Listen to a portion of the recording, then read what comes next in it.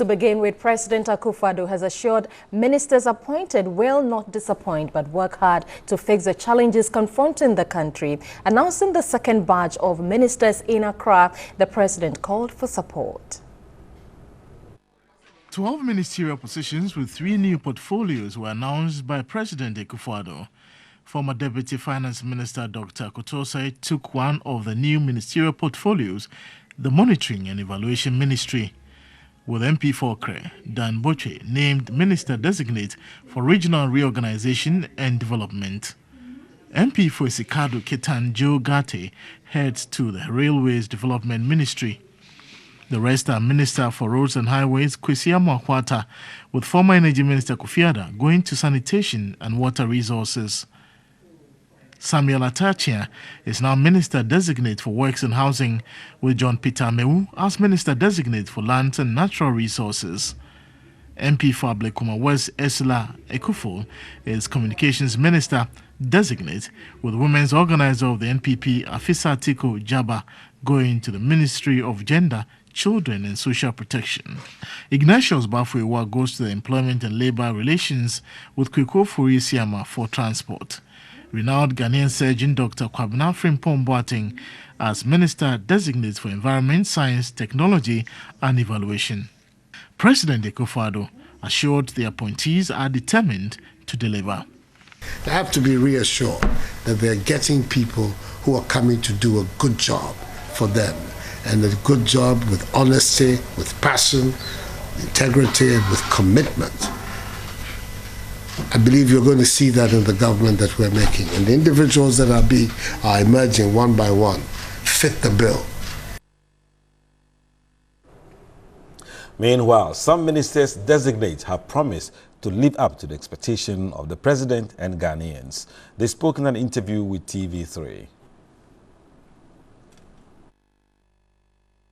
And you know the importance of the road infrastructure in the development of the nation.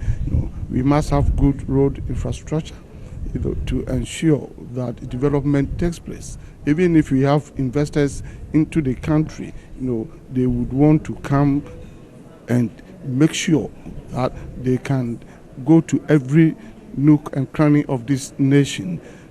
Good road infrastructure opens up the country. It reduces traveling time. It brings even joy to the motoring public. It puts less pressure on our vehicles. And what it means is that we may be spending less. What he said, that I'm coming in with some sort of energy and enthusiasm. This is a new brand that is introduced into the system. I'm hoping that for the confidence that he has reposed in me, I will be able to live up to expectation, so that at the end of the day, I'll be able to perform this allotted task with satisfaction to myself and advantage to Ghanaians. You agree with me that one of the biggest problems confronting this nation is the issue of unemployment. And even after employing them too, how best to reward them, to be able to maintain them in the business that they are doing is also an issue.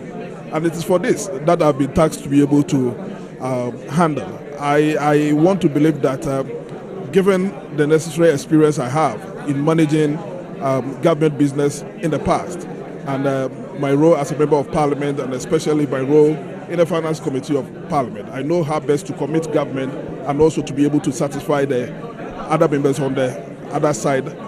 We have developed a habit of abandoning old projects and doing new ones. If you ask me sincerely, it's against the Constitution. The Constitution requires that any point in time, the successive governments should do and complete what has been started off by the old regime. And it is critical. I do not understand why you go and start a whole housing, unit, thousands of them, without due regard to the uncompleted ones, with the cost overruns. So what is very uppermost in my mind, if you should go anywhere with clearing deficit of about 1.7 million units, we should complete all housing units before we start new ones. And we are going to ensure that all the necessary things that have to be done are done with speed to ensure that the affirmative action bill becomes a law in this country to support the empowerment of women. Women are the mothers of all the sons and daughters of this country. And so for us related development in this country, we need to ensure that the various sexes, especially the women who give birth to both the sons and the daughters, are strong to be able and independent to be able to carry out the developmental agenda in terms of partnership.